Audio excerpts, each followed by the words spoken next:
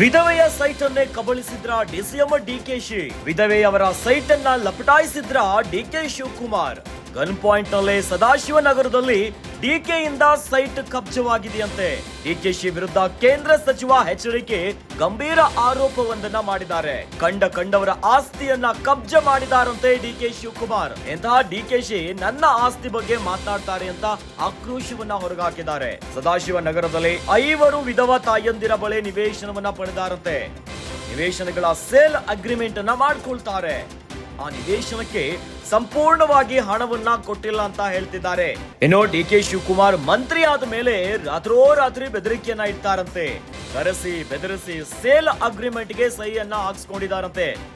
ಇಂಥ ವ್ಯಕ್ತಿ ದೇವೇಗೌಡರ ಬಗ್ಗೆ ಮಾತನಾಡ್ತಾರೆ ಅಂತ ಕಿಡಿಕಾರಿದ್ದಾರೆ. ಡಿಕೆಶಿ ರೀತಿ ನಾವು ಮಾಡಲ್ಲ ಅಂತ ಕುಟುಕಿದ್ದಾರೆ ಎಚ್ಡಿಕೆ. ಪಾದಯಾತ್ರೆಯ ವೇಳೆಯೇ ಹಿಗ್ಗಾಮುಗ್ಗವಾಗಿ ಜಾಡಿಸಿದ್ದಾರೆ ಕುಮಾರಸ್ವಾಮಿ ಅವರು. ರಾಜ್ಯ ರಾಜಕಾರಣದಲ್ಲಿ ಪಾದಯಾತ್ರೆ ಮತ್ತು ಜನಾಂದೋಲನ ಸಭೆಯ ನಡುವೆ ಈಗ ಆಣೆ ಪ್ರಮಾಣಗಳ ಮಾತಿನ ಸಮರವೇ ಶುರುವಾಗಬಿಟ್ಟಿದೆ. ಇನ್ನು ಇವೆಲ್ಲದರ ನಡುವೆ ಪಾದಯಾತ್ರೆಯ ವೇಳೆಗೆ ಹಿಗ್ಗಾಮುಗ್ಗವಾಗಿ ಕುಮಾರಸ್ವಾಮಿ ಅವರು ಡಿಸಿಎಂ ಡಿಕೆ ಶಿವಕುಮಾರ್ ಅವರನ್ನ ಜಾಡಿಸಿದ್ದಾರೆ. ಯಾವ ವಿಚಾರಕ್ಕೆ? ವಿಧವೆಯವರ ಸೈಟ್ ಅನ್ನ ಕಬಳಿಸಿ ಬಿಟ್ಟಿದ್ದಾರಂತೆ ಡಿಸಿಎಂ ಡಿಕೆ ಶಿವಕುಮಾರ್ ಅವರು. ಹೀಗೊಂದು ಗಂಭೀರವಾಗಿರುವಂತಹ ನೇರ ಆರೋಪವನ್ನ ಎಚ್ಡಿಕೆ ಅವರು ಡಿಸಿಎಂ ಮೇಲೆ ಮಾಡ್ತಿದ್ದಾರೆ. ಗನ್ ಪಾಯಿಂಟ್ ನಲ್ಲಿ ಸದಾಶಿವನಗರದಲ್ಲಿ ಡಿಕೆ ಇಂದ ಸೈಟ್ ಕಬ್ಜವಾಗಿದೆಯಂತೆ. ವಿಧವೆಯವರ ಸೈಟ್ ಅನ್ನ ಲಪಟಾಯಿಸಿಬಿಟ್ರ ಹಾಗಾದ್ರೆ ಡಿಕೆ ಶಿವಕುಮಾರ್?